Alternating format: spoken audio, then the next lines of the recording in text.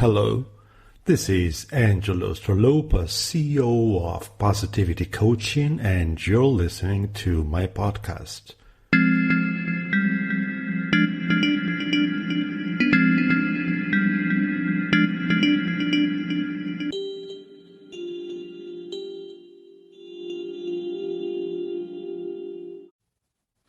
Team coaching has a systemic dimension, and what's most important when you look at the system than to consider the principle of entropy. In science, entropy is defined as a thermodynamic quantity that represents the unavailability of a system's thermal energy for conversion into mechanical work. Hence, it is often described as a degree of disorder or randomness in the system. In business parlance, the term entropy denotes an existence of disorderliness or lack of order or predictability within an organization. The concept proves that as an organization becomes increasingly disorganized, its energy is more evenly or randomly distributed and cannot perform well, causing the organization to be inefficient or operates at a subpar level. As indicated, let's see some perceivable attributes of an entropic business or organization. It is disorderly in the sense that a lot of job duties are spread across the organization, and many positions are created to handle a similar project. For example, a supervisor and an assistant may be vying for the same recognition and practically doing the same job. Hence, energy or power is evenly distributed across the platform. It is purely bureaucratic in nature, and people in the organization are expected to follow strictly all the laid down rules and regulations. New ideas are usually frowned upon or outrightly discouraged. Openness is not common in an entropic organization. This entails that the bureaucrats of those at the upper echelons in the organization will frustrate innovation and cause subordinates to only follow the rules that had already set up for the system. Lack of innovation and openness makes an entropic organization appear dying or heading towards a lethargic state. Why? Employees monotonously carry out the same responsibilities day in, day out, without having the rights to evolve on their own. When new ideas are not welcomed, such an organization is heading towards doom.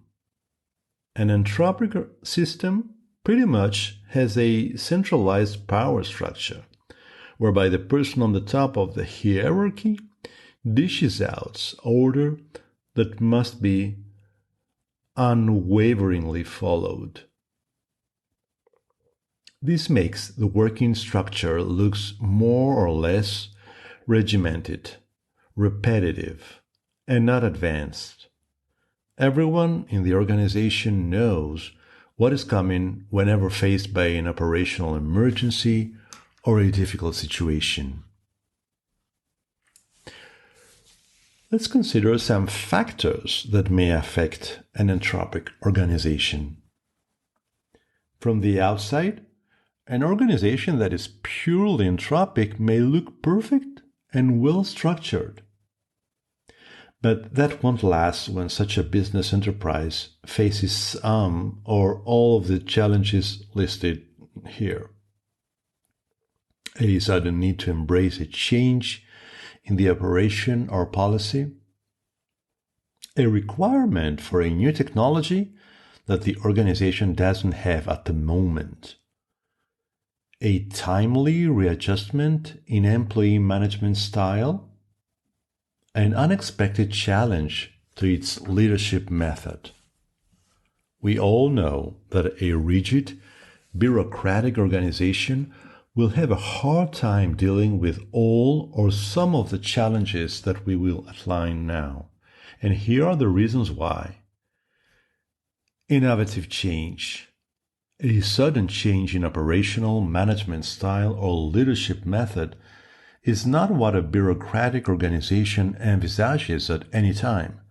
The leaders in those organizations will make their employees believe that all is well with their business practices and nothing to be fearful about. Take, for instance, innovations happen from time to time, and any businesses they fail to jump on the bandwagon is doomed to be exterminated or destroyed. In the United States, there are many examples of such companies that used to be household names before, but were no more due to their failure to quickly respond to changes in their operations.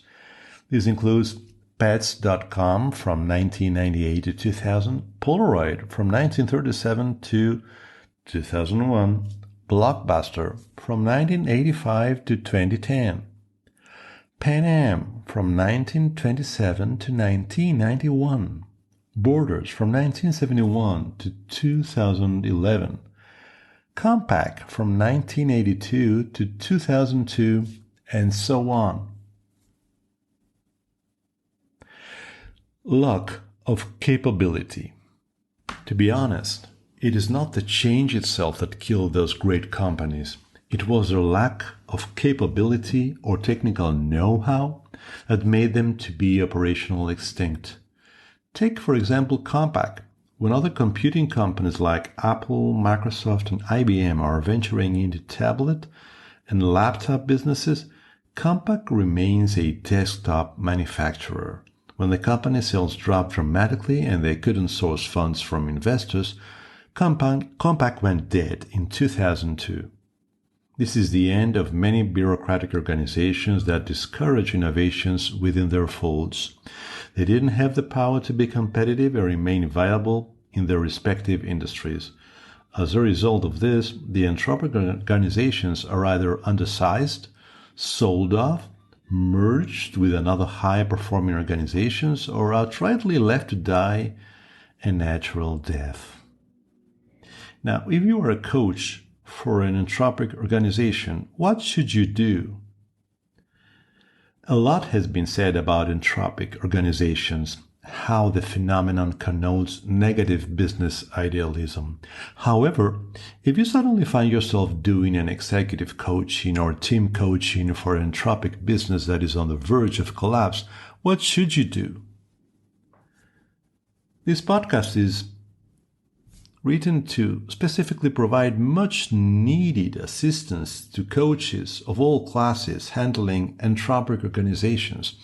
That is, business enterprises confronting untold level of organizational disorderliness and a possible threat of being extinct if nothing is done to salvage them.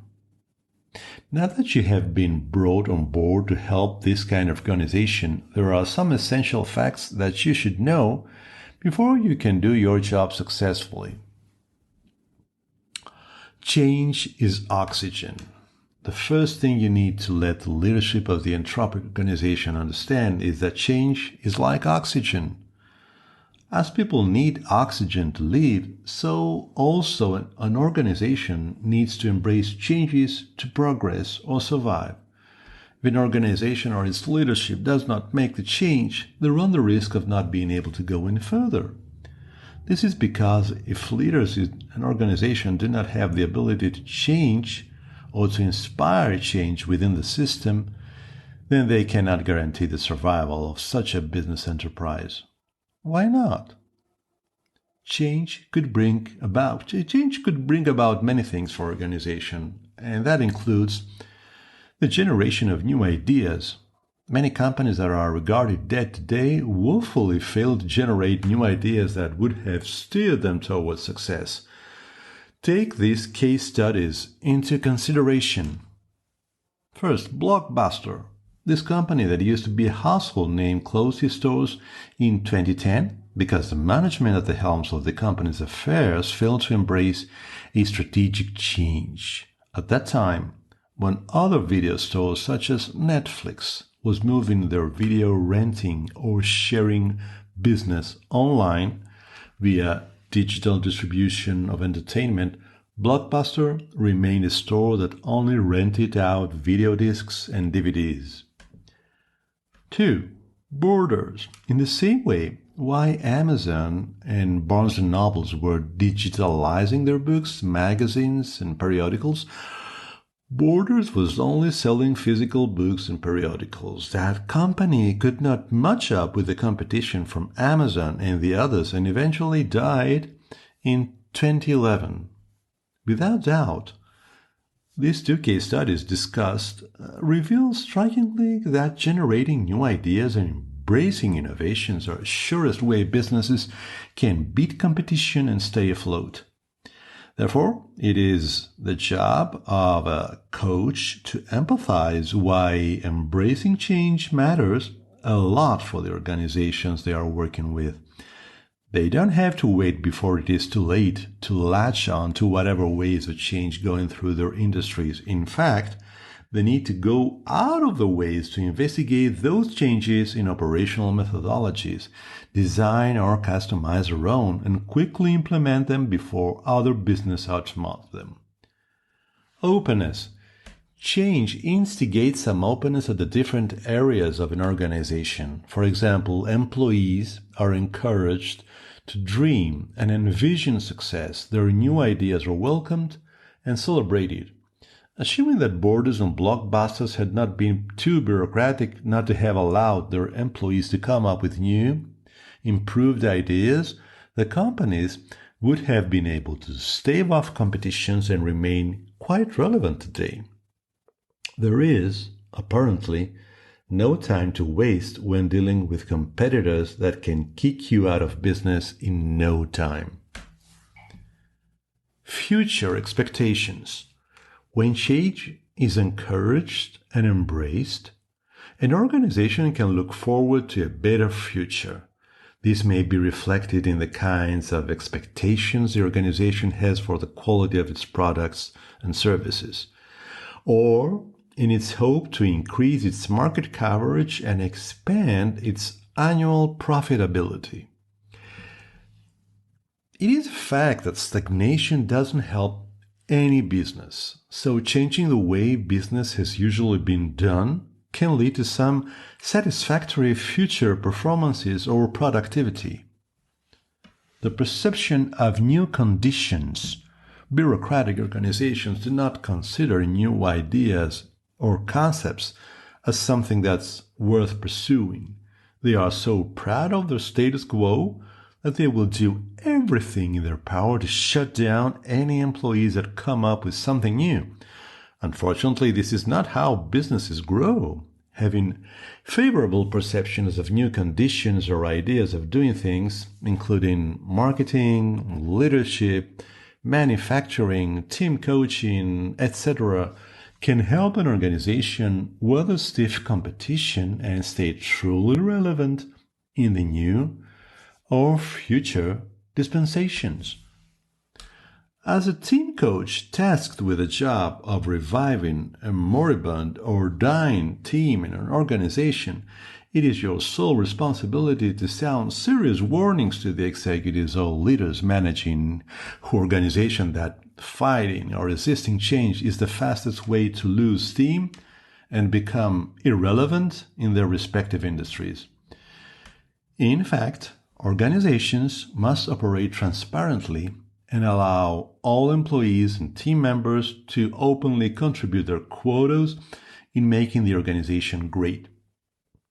Involving everyone in the decision-making and day-to-day running of the organization will necessitate pooling of resources and talents that would be able to reform or transform such a business and put it on a path to greatness. Why entropy may not necessarily be a bad thing. The key we are exploring now is the entropy of the system, which many call relapse. Every physical system and organization tends to return. That is, you have made a change and the system wants to take you to the primary state. When this happens, there are usually a number of well-founded reasons. Everyone has logical arguments, and you should understand that by giving it to them, entropy will work. This can happen in several ways: with conflicting priorities, with new and unpredictable conditions that require you to take action, and if he wants to marginalize you by telling you that these are not important, the important are. Very important in all this is the pacing of the system. With what pace, that is, will I bring what I want? Equally important to know is that all of the above are not about a hierarchy as to what we start working with.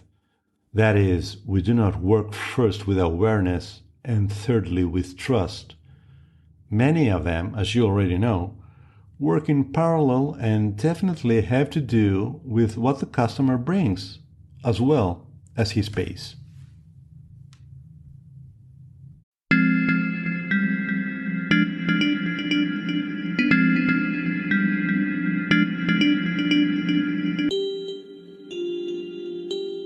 This is Angelos Trolupas, and you can listen to my podcast on Spotify, Apple, and Google.